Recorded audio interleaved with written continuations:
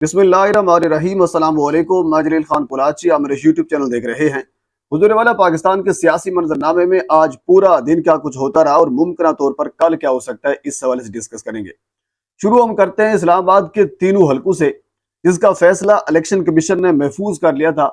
अच्छा, आपको याद होगा कल की दूसरी वीडियो में मैंने आपको ये बताया था कि आप देख लेंगे, एक तरफ से इस्लामाबाद हाई कोर्ट ने यानी जस्टिस आमिर फारूक साहब ने फैसला महफूज किया है शोएब शाहीन साहब का, जिसमें उन्होंने चैलेंज कर रखा था कि ऐसा नहीं हो सकता। यानी जब कोई मामला सब जुडिशियल है, अभी जस्टिस जहांगीरी साहब ने इसके ऊपर कोई फैसला ही नहीं दिया, कोई आर्डर ही नहीं दिया, तो फिर कैसे चैलेंज हो सकता है ये इलेक्शन कमीशन में।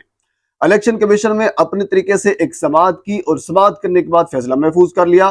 दूसरी जानिब इस्लामाबाद हाई कोर्ट ने भी फैसला महफूज किया था, और मैंने आपको ये कहा था कि आप याद रखिएगा, इस्लामाबाद हाई कोर्ट का फैसला महफूज ही रहेगा। इलेक्शन कमीशन का जो महफूज फैसला है वो जल्द सुनाया जाएगा और उसके ऊपर अमल दरामद होगा। आज ऐसा ही हुआ है। इलेक्शन कमीशन ने अपना वो महफूज फैसला सुना दिया है, और उन्होंने जो एतराजात मुस्लिम लीग नून के तीनों MNAs के थे कि जस्टिस जहांगीरी साहब को तब्दील किया जाए, तो इलेक्शन कमीशन ने हुक्म जारी कर दिया है कि अब कोई और जज जो है वो तैनात किया जाएगा। मुख्तलिफ ज़ाहिर सी बात है, वो ऑर्डिनेंस के जरिए, जो नया ऑर्डिनेंस आया है उसके जरिए जो रिटायर जजेस साहबान हैं वो मुतायन किए जाएंगे। अब वो जो है वो फैसले करेंगे। एक अंदाजा करें पाकिस्तान की सिस्टम का। लेकिन दूसरी जानब अगर तहरीक इंसाफ की स्ट्रेटेजी देखी जाए, तो मैंने कल की वीडियो में आपको बताया था कि जो खुफिया प्लान है उसके ऊपर बाकायदा अमल दरामद अब शुरू होना हो चुका है, और करीब जो है वो मुकम्मल भी हो जाएगा। खुफिया प्लानिंग यही था कि धरने कहाँ से होंगे, जलसे जुलूस कहाँ से किए जाएंगे, लीड कौन करेगा, क्या क्या हिसाब किताब होगा। उसकी वजह यह है कि अब इनको वाज़े तौर पर नजर आ रहा है कि ना हमें मैंडेट वापस दिया जाएगा, बल्कि जो स्ट्राइक है वो मजीद सख्त होगी हुकूमत की। आप देख सकते हैं कि आज शहबाज गिल साहब के भाई गुलाम शब्बीर साहब को लाहौर से अगवा किया गया। इससे पहले अजहर मिशवानी साहब के दो भाई मजहर और जहूर मिशवानी साहब, उनको अगवा किया गया, जिनका दोनों जो प्रोफेसर हैं और दोनों का सियासत से कोई ताल्लुक नहीं है। और आज शहबाज गिल साहब के जो भाई अगवा हुए हैं उनका सियासत से भी कोई ताल्लुक नहीं है। यानी हुकूमत की जो ग्रिप है वो मजीद थोड़ा सा सख्त होती हुई हमें नजर आ रही है। इसी तरह आज की ये भी खबर आप देख सकते हैं कि जिसमें ATC अदालत में जो अपोजिशन लीडर है पाकिस्तान तहरीक इंसाफ के उमर अयूब साहब, उनको बाकायदा तौर पर पुलिस ने रोक दिया। अब जाहिर सी बात है, अपोजिशन लीडर की एक वर्थ होती है, लेकिन उनको रोक दिया गया। वजह क्या है कि ना उनके साथ वहां पे इतने कोई बड़ी तादाद में वर्कर थे, ना उन्होंने कुछ वर्कर को अपने साथ लेकर गए, और ना ही बाकी जो लीडरान थे उनके साथ मौजूद थे। अंडरस्टूड है, जब बाहर की जो लीडरशिप है, अगर वो अलीमा खान साहबा वाली बात की जाए कि अगर खान के हुक्म का आप इंतजार करेंगे तो खान आपको कभी हुक्म नहीं देगा कि आप मेरी खातिर निकलें। आपको खुद को निकलना होगा और खुद को मामलात हैंडल करने होंगे। अगर शहबाज गिल साहब अमेरिका के अंदर एहतजाज कर सकता है, तो खान साहब ने उनको तो नहीं रोका कि आप एहतजाज ना करें।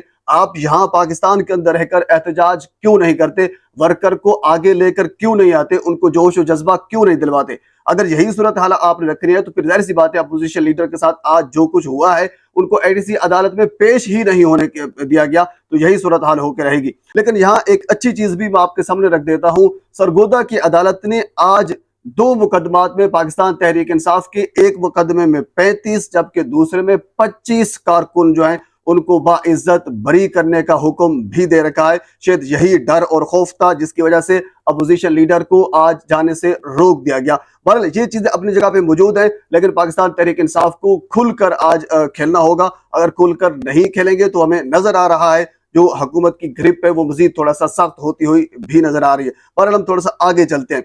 आज इस्लामाबाद हाई कोर्ट के अंदर एक और शहरी जिसका ताल्लुक खैबर पख्तूनख्वा से था, वो 15 साल पहले लापता हो गया था। आज अदालत ने उसके ऊपर बाकायदा समाअत की है, और जस्टिस मियां गुल हसन औरंगजेब साहब ने आज हुक्म दिया है कि इस शहरी के, वो शहरी जो अगवा हुआ था 15 साल पहले, उसके वालिद को 30 लाख रुपए अदा किए जाएं। इन 30 लाख अदा करने का हुक्म दिया है, और साथ सेक्रेटरी दाखिला के थ्रू IG खैबर पख्तूनख्वा को और सिक्योरिटी इदारों को यह हुक्म दिया है कि इसका तहफ़्फ़ुज़ यकीनी बनाया जाए, यानी कोई डराया धमकाया भी ना जाए उसको, और उसका तहफ़्फ़ुज़ भी यकीनी बनाया जाए। लेकिन यहाँ अहम बात यह है कि उस शहरी की जानिब से जिसके ऊपर इल्ज़ाम लगाया गया है वो FC के कर्नल हैं, कर्नल मुजाहिद। ये कर्नल मुजाहिद के खिलाफ मुकदमा दर्ज है। उनके ऊपर इल्ज़ाम है कि उन्होंने ये बंदा 15 साल पहले लापता किया था, अगवा किया था, تو اس کے اوپر بھی عدالت نے بڑا سخت قسم کا حکم دیا ہے. لیکن یہاں اہم چیز یہ ہے کہ اب عدالت کا جو حکم ہے اس کے اوپر عمل درآمد ہوتا ہے تو اس کے بعد پھر کیا ہوتا ہے کہ بندہ لاپتہ جو ہوا تھا 15 سال پہلے وہ واپس آتا ہے یا پھر نہیں آتا. دوسرا یہ ہے کہ اگر عدالت کا اس کے اوپر عمل درآمد نہیں ہوتا عدالت کے حکم کے اوپر تو اس کے بعد پھر جسٹس میاں گل حسن اورنگزیب صاحب جو ہیں وہ کیا ری ایکشن دیتے ہیں. یہ بڑا انتہائی اہم ترین کیس آج اسلام آباد ہائی کورٹ کے اندر لگا ہوا تھا. تو اس کے بعد اب ہم تھوڑا سا آگے پنجاب کے اندر چلتے ہیں.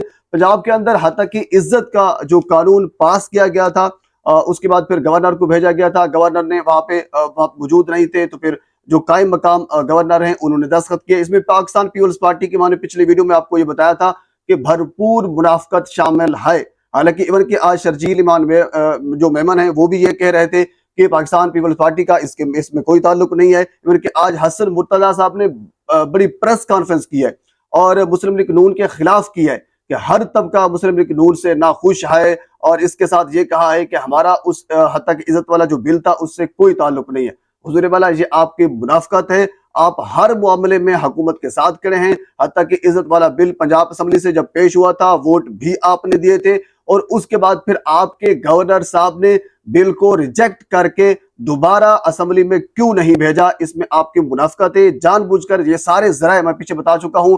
آپ کے ایک ساتھ ملاقات ہوئی تھی سلیم حیدر کے ساتھ, ملاقات کامیاب نہیں ہوئی. اس کے بعد پھر زرداری صاحب سے بات کرے گئی. زرداری صاحب نے حکم دیا آپ تھوڑا سا ایک سائڈ پر ہو جائیں. غلام سلیم صاحب ایک سائڈ پر ہو گئے اور اس کے بعد پھر آئین کے مطابق آپ کو پتہ نہیں تھا کہ آئین کے مطابق کون گورنر آئے گا. تو آئین کے مطابق جو گورنر ملک احمد آئے انہوں نے اس بل کو پاس کیا. اس میں پاکستان پیپلز پارٹی کی منافقت شامل ہے. آپ نے بھرپور ساتھ دیا ہے اس بل کو پاس کرنے کا.